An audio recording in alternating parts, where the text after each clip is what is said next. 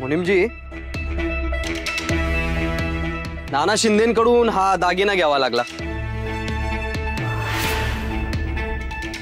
आज उद्या करत त्यांचा वायदा काही पूर्ण होतच नाहीये म्हणून घेतला। आता हा दागिना आपल्याकडे म्हटल्यावर कर्जफेडीची हालचाल जरा मनापासून करतील ते। आणि हो, त्यांच्या कागदावर ही दागिन्याची नोंद करा। जी।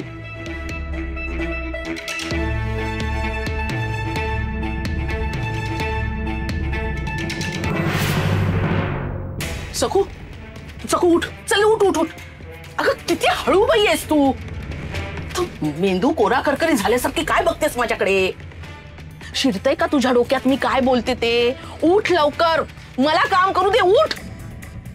सासूबाई मी करते ना, काही चुकलं का माझं? होईलच आता माझं काम। तू सगळं हळूहळू करतेस आणि खूप करतेस ग, पण बाई आता उठ।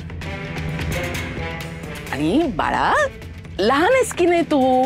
अगं थकली असशील तू, तू जा, जाऊन थोडा आराम कर। हा जा। अगं बघतेस काय, जा ना रमाई, सांगते तर हिचं ना कुठलीही गोष्ट ना चटकन डोक्यात शिरतच नाही। अगं सखू, जा सरळ तुझ्या खोलीत जा आणि आराम कर। हा जा, उठ। आम्ही आहोत ना, आम्ही सगळं सांभाळतो इथे। हा यमुने, जा जा, उठ उठ, हा उठ, जा आराम कर। हा जा।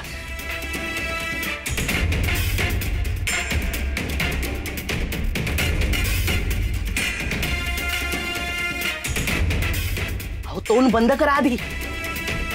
एवढा तो हा केलाय, तोंडात माशी जाईल।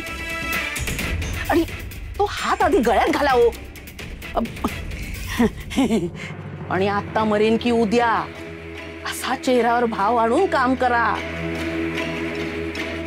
तिघू येतोय, हो समजलं ना? हो।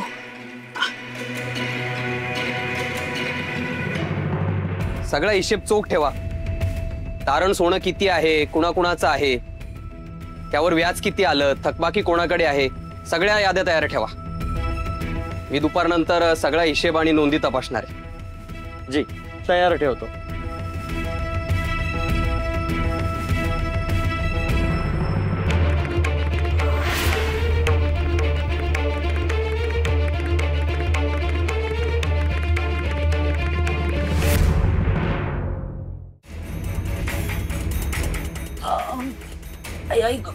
देवा।